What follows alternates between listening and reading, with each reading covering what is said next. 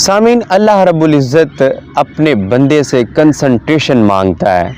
اللہ تعالیٰ چاہتا ہے کہ میرا بندہ ہمیشہ میری طرف متوجہ رہے۔ اللہ رب العزت نے عبادات، ریاضات، یہ روزہ، حج، زکوٰۃ، نماز اس لیے رکھے ہیں تاکہ انسان بار بار میری طرف متوجہ رہے۔ اللہ رب العزت کو انسان سے مشقت مطلوب نہیں۔ اللہ رب العزت انسان کو تکلیف میں نہیں رکھنا چاہتا۔ یہ بظاہر تکلیف اور مشقت اس لیے نظر آتی ہے کہ ہم بہت کاہل ہیں، ہم سست ہیں، اللہ تعالیٰ کی یاد سے غافل ہیں، اس کی محبت سے خالی ہیں۔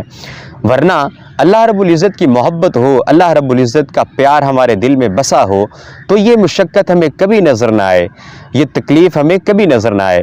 اللہ رب العزت نے یہ تمام تر مشقتیں، محنتیں اس لیے رکھی ہیں لِنَبْلُوَكُمْ أَيُّكُمْ أَحْسَنُ عَمَلًا، تاکہ وہ جان سکیں کہ کون اس کی وفا کرتا ہے اور کون اس کی بے وفائی کرتا ہے۔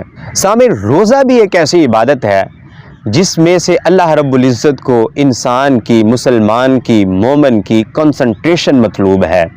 اللہ رب العزت نے فرمایا، اے ایمان والو، یہ روزے ہم نے تم سے پہلے لوگوں پر بھی فرض کیے تھے اور یہ تم پر بھی فرض کیے گئے ہیں لَعَلَّكُمْ تَتَّقُونَ، تاکہ تم تقوی اختیار کرنے والے بن جاؤ۔ انسان اسی وقت تقوی اختیار کر سکتا ہے، انسان اسی وقت اللہ رب العزت سے ڈر سکتا ہے، اسی وقت اللہ رب العزت کا دل میں خوف اور احساس پیدا کر سکتا ہے جب یہ انسان اللہ رب العزت کی یاد اپنے دل میں پوری توجہ کے ساتھ بسائے رکھے گا۔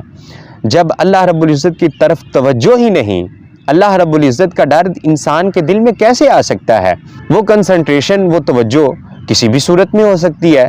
مثلا اللہ رب العزت کی یاد ایسے بھی دل میں آ سکتی ہے کہ میں نے مر جانا ہے، اللہ رب العزت کے سامنے کھڑے ہونا ہے، روز محشر اللہ رب العزت نے میرا حساب لینا ہے، تو یہ یاد تو اللہ رب العزت کی دل میں پیدا ہو جاتی ہے۔ اپنے معاملات کرتے وقت انسان سوچتا ہے، یار یہ میں نے کہیں پہ غلط نہیں کرنا، کیوں؟ اللہ رب العزت کے حضور میں نے جانا ہے، میں نے اس کا جواب دینا ہے۔ تو توجہ کسی بھی صورت میں ہو سکتی ہے۔ جب اللہ رب العزت کی توجہ، اللہ رب العزت کی یاد انسان اپنے دل میں بسائے گا تو پھر اس سے ڈرنے والا بھی بن جائے گا، پھر روزوں کی، رمضان کی روح بھی انسان پالے گا، اس کے مغز کو بھی حاصل کر لے گا۔ لیکن یاد رکھیں، جب اللہ رب العزت کی یاد دل میں نہیں، اللہ رب العزت کی طرف انسان متوجہ نہیں، اس ذات کو دل میں بساتا نہیں، کنسنٹریشن پیدا نہیں کرتا، تو یہ روزوں میں کبھی بھی اللہ رب العزت کا ڈر پیدا نہیں کر سکتا۔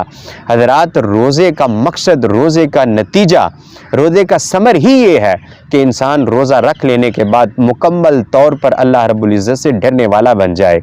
لیکن اگر ہم اللہ رب العزت سے روزہ رکھ لینے کے باوجود بھی نہیں ڈرتے، ان کاموں سے اجتناب نہیں کرتے، اپنے آپ کو کنٹرول میں نہیں رکھتے جن سے اللہ رب العزت نے منع کیا ہے، نبی علیہ الصلوۃ والسلام نے منع کیا ہے، تو یقین جانیں ہماری کنسنٹریشن اللہ رب العزت کی طرف نہیں، ہماری توجہ اس ذات کی طرف نہیں۔ اگر توجہ نہیں تو پھر روزہ کوئی نہیں، جب روزہ نہیں تو خدا کا ڈر نہیں، اس ذات کا خوف نہیں۔